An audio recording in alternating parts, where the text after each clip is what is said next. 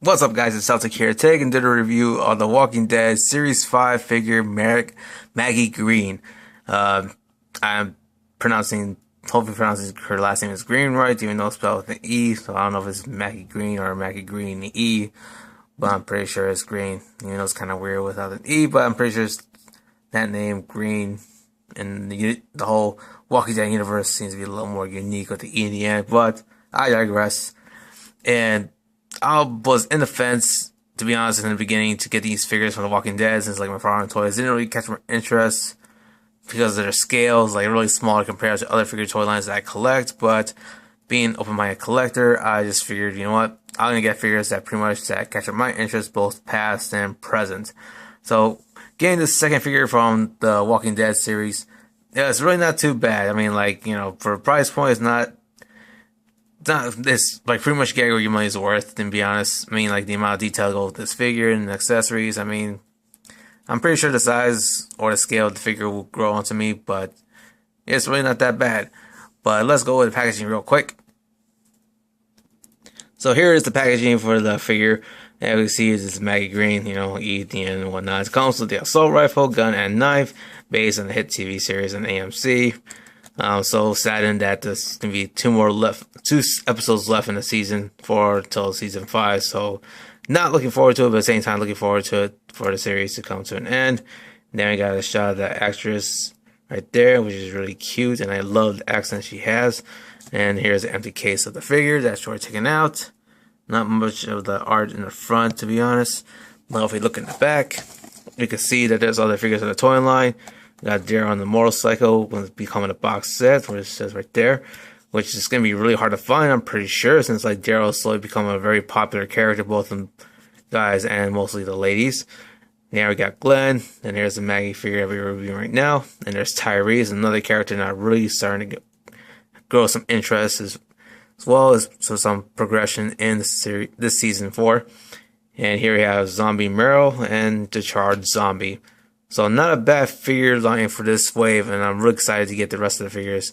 But Daryl mostly, especially comes with the motorcycle and being he's such a badass and everything.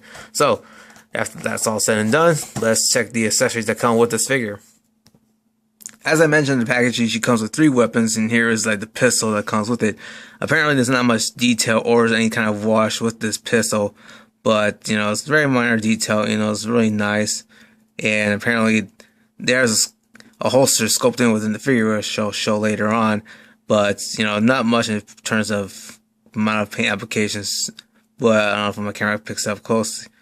You can see that the trigger is painted black, as well as the top of the gun. If we get a good angle with the lighting and everything, and get this camera to focus, pretty much could barely see that this top right here of the barrel is black.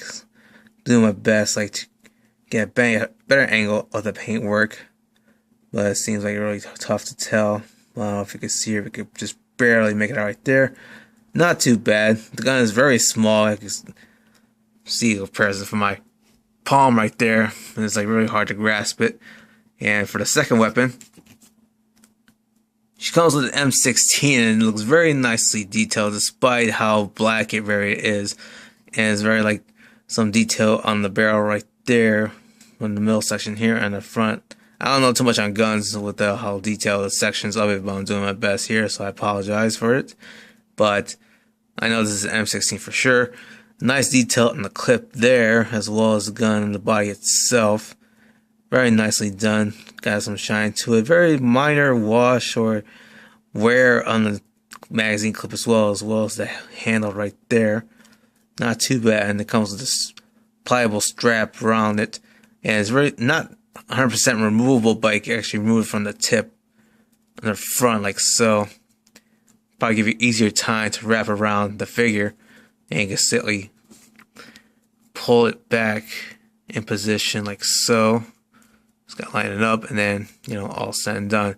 Unfortunately, this gun is very, very thin, despite this thick part of it. Just see how thin it is, and it can be breakable if you're not too careful while putting this gun around Maggie's hand. So I'm a little worried about breaking it, so I really don't want to try much of it. But as you can see, the lighting goes through it, the whole gun.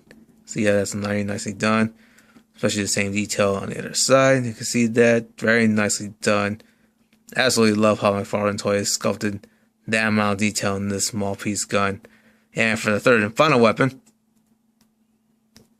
she comes with this knife too. It is very nicely detailed despite its size, and I love the silver paint application. What really sold me is like the red blood paint on it. Just like, it amazes me. I mean, like, wow.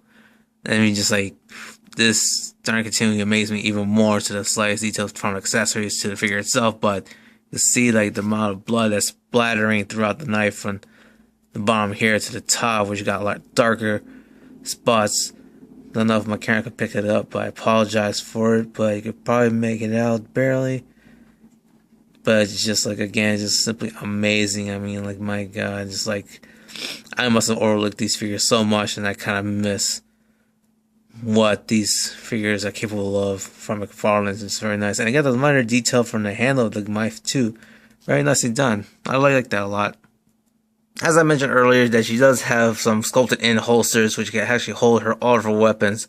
Well, two of them mostly. See right there from her right leg, you can see that holster for the pistol, which holds very nicely, snug in. Bit of a tight fit, but it will make it in if you're too careful. Also, the sheath for the knife as well.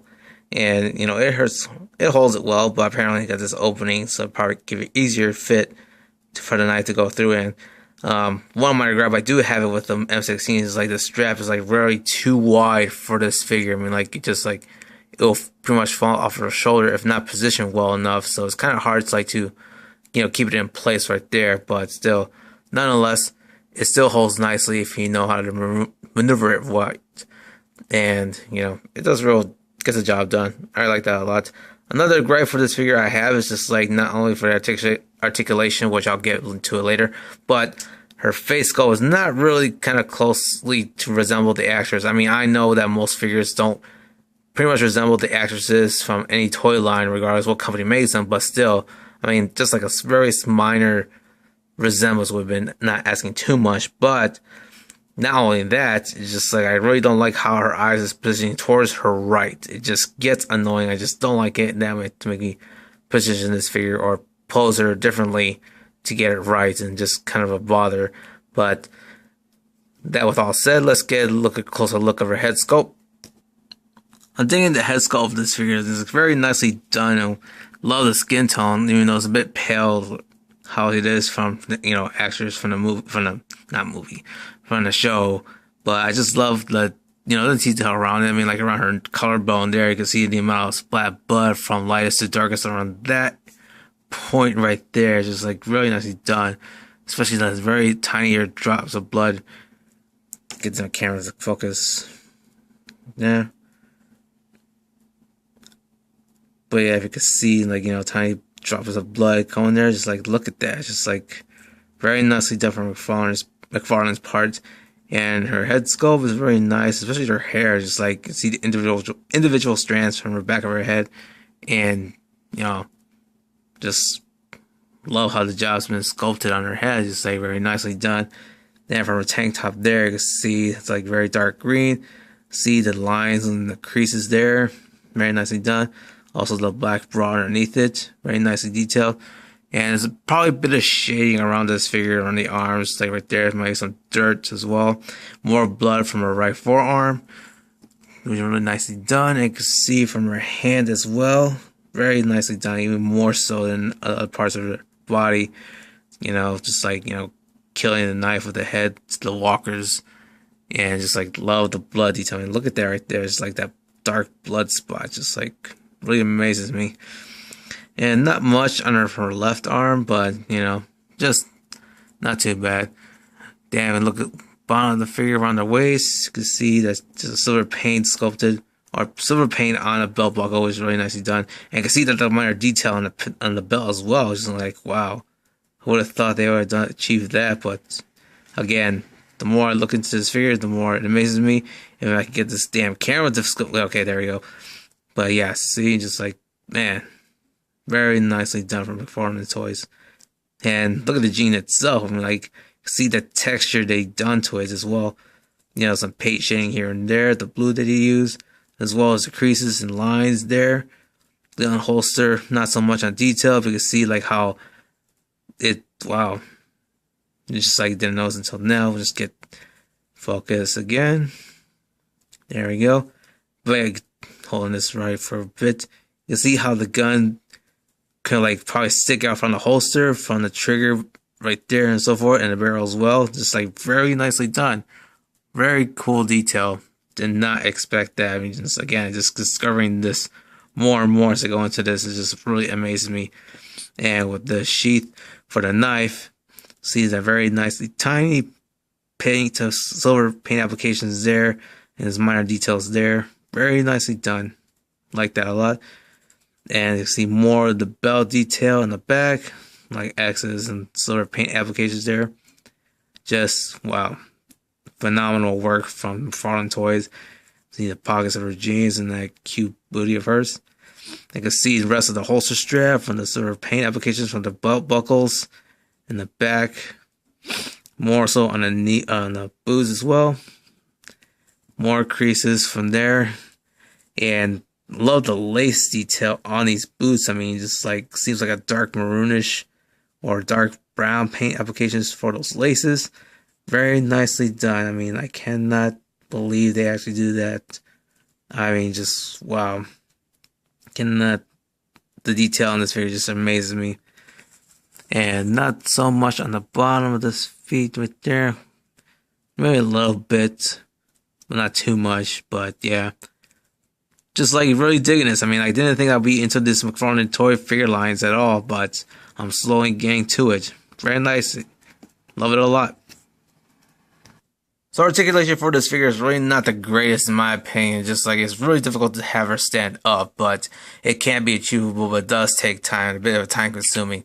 But for the articulation, her head doesn't really move up that much. It's like barely a little bit, but just down, not so much as well, but just a little bit.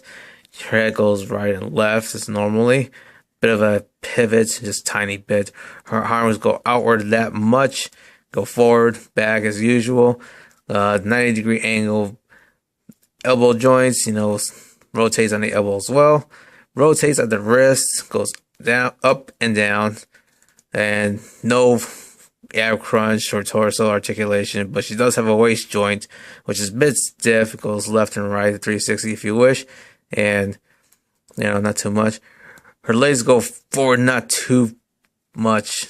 I mean, it seems like, okay, there you go. So her head leg just popped out.